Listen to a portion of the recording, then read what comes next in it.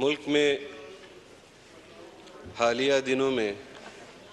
آنے والے سیلاب سے جو مشکلات قوم کے سامنے قوم کو درپیش ہیں اور بہت سارے جانی نقصان بھی املاک کا نقصان بھی ہوا ہے، اس حوالے سے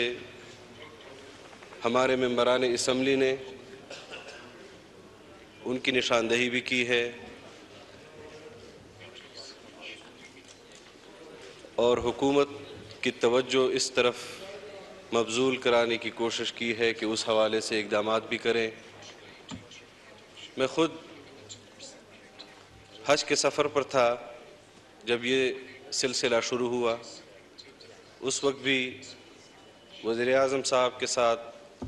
متعلقہ اداروں کے ساتھ ہمارا